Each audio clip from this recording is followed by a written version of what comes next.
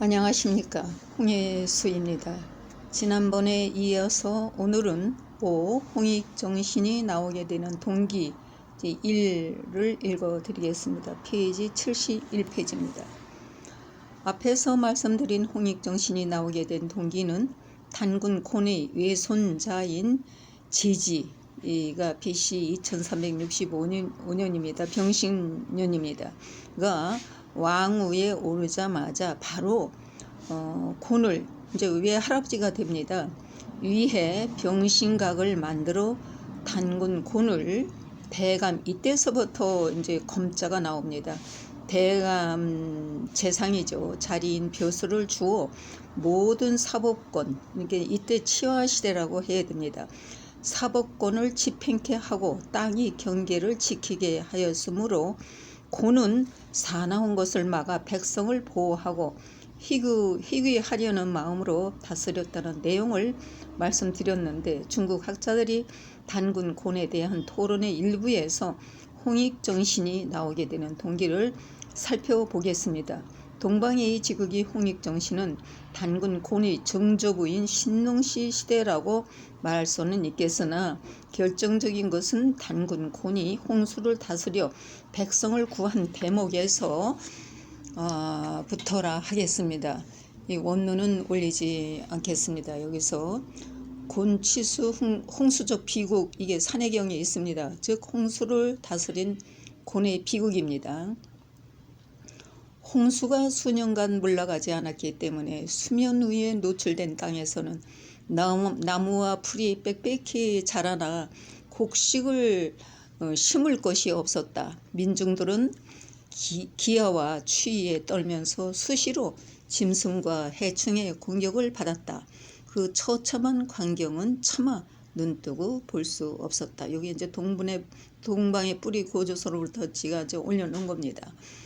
천상의 신들 가운데 곤이라 불리는 한 분이 있는데 천재의 손자라고 한다. 그는 마을 속으로 지상의 백성들을 매우 가엾게 여겨 그들을 구제해주고 싶어 했다. 그러나 천재와 제신들 모두는 홍수를 그만 거두어들이고 백성을 용서할 의사가 없었기 때문에 곤은 초조해할 뿐 별다른 방도가 없었다. 이때 부엉이 한 마리와 거북이 한 마리가 서로 끌면서 곤을 찾아왔다. 이 두 동물은 천상에서 어떠한 지유도 없었기 때문에 천신인 곤 역시 그들이 어떤 도움이 될 것이라 기대하지 않았다. 그러나 곤이 생각지도 못하게 그들은 곤에게 식양의 방법으로 홍수를 잠재우라고 건의하였다. 이에 곤은 눈을 후둥그레 뜨고 그들을 바라보았다라는 대목이 나옵니다.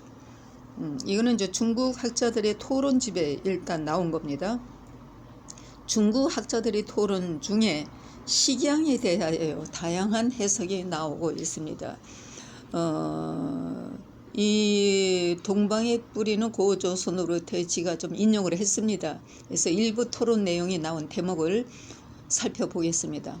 알고 보니 이 식양은 천상에 있는 일종의 신토입니다.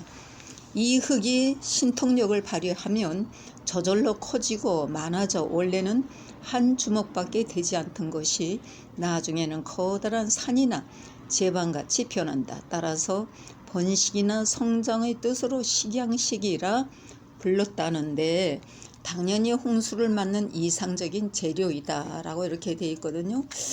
그래서 이제 읽어드리겠습니다. 그러나 이러한 신기한 물건은 천군 깊숙이 보관하면서 엄중하게 관리하기 때문에 곤은 이를 미리 생각하지 못하였다. 식양을 훔치는 것은 쉬운 일이 아니다. 그러나 지상의 백성들이 홍수로 인하여 겪는 고통이 너무 컸기 때문에 그들을 구제하고자 하는 곤의 열망이 그만치 컸다. 곤은 필경 천신이며 또 천재의 손자이므로 천상에서 일정한 위치에 있었다.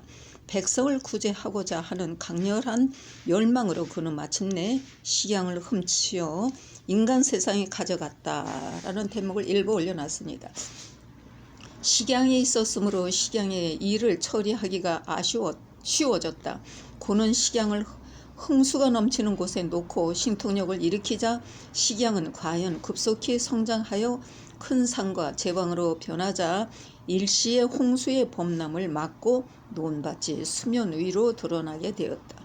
백성들은 오랫동안 잃었던 웃음을 되찾았으며 곤 역시 매우 기뻐했다. 그는 수초를 제거하고 씨앗을 뿌려 백성들을 기근에서 구제하는 한편, 다른 한편으로는 어떻게 하면 수재를 근본적으로 막을 수 있는지를 궁리했다. 이렇게 되어 있는데, 이제 이거는 집 견해입니다. 필자의 견해라고 이렇게 적혀 있습니다. 페이지 73페이지입니다. 필자는 식양이나 신토는 흙이라 하였기에 식양은 나라 땅, 즉 왕의 고난을 쥐는 옥새일 수도 있다고 하였습니다. 식양이 신기한 물건으로 천궁 깊숙이 보관하여 엄중히 관리하는 것으로 표현하였다는 것은 고난을 잡을 수 있는 물건이 아닌가라는 대목으로 밝혔습니다. 곤이 제왕은 아니었지만 왕의 버금가는 제사장으로서의 위치에 있었기 때문에 형을 일으켰던 가능성으로 국가, 이제 개국이죠. 국가를 세워 백성들이 구제하였다고 볼 수 있습니다. 당신은 사람을 동물로 지칭하였기 때문에 거북이와 부엉이는 사람입니다. 식양이란 이름은 나라의 옥새를 상징한 것이 아닌가 생각해 보았습니다. 그러므로 부엉이 한 마리와 거북이는 사람들이 와서 혁명을 일으키자는 건의를 하였다고 봅니다. 이것도 동방예불에 있습니다. 여기서 이 내용을 다시 또 살펴보겠습니다. 그러나 이때 천자가 식양이 도둑맞은 것을 발견했다. 그러자 크게 화가 나 즉시 사람을 파견하여 조사하게 했다. 알고 보니 결국 곤이 식양을 훔쳤을 뿐만 아니라 대담하게도 또 지상으로 몸소 가지고 가 홍수를 가라앉히는데 사용했다. 큰일 났네. 만약 이후에 천신들 모두 이렇게 규칙을 지키지 않고 마음대로 행동한다면 천재의 위엄은 어디에 있을까? 천재는 어쨌거나 천재이다. 곤이 비록 그의 손자이기는 하나 조선의 정과 천궁의 규칙의 위엄을 비교해 볼 때 어느 것이 가볍고 어느 것이 또 무거운가 그는 마음속으로 생각해 둔 바가 있다. 이게 이제 이때는 순임금인 것 같은데 하여튼 이렇게 되어 있습니다. 천상이 이거는 얘기가 아니죠. 다 지상에서 일어난 일들이죠.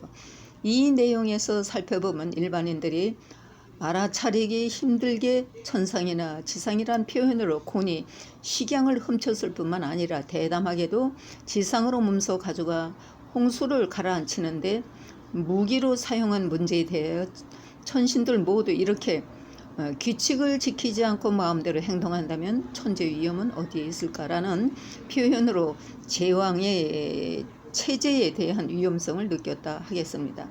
결론으로 단군 조선 시대의 홍수 사건은 바로 단군 곤이 수년간의 대홍수가 범람하였으나 천재들은 도망가 기근에 빠져있는 백성을 돌보지 않았기 때문에 식양을 훔쳐서라도 백성들을 위하여 몸소 나서서 백성을 구해낸 홍익정신을 토대로 펼쳐진 과정이라 하겠습니다. 중국 학자들은 약 27개의 참고문은 일부를 토대로 토론은 하였으나 바로 해석을 메워놓지 못하였거나 혹은 알았다 하더라도 모두 고대 조선의 역사서로 드러나니 난감해할 수밖에 없는 입장이지 않았나 생각을 하여 봅니다.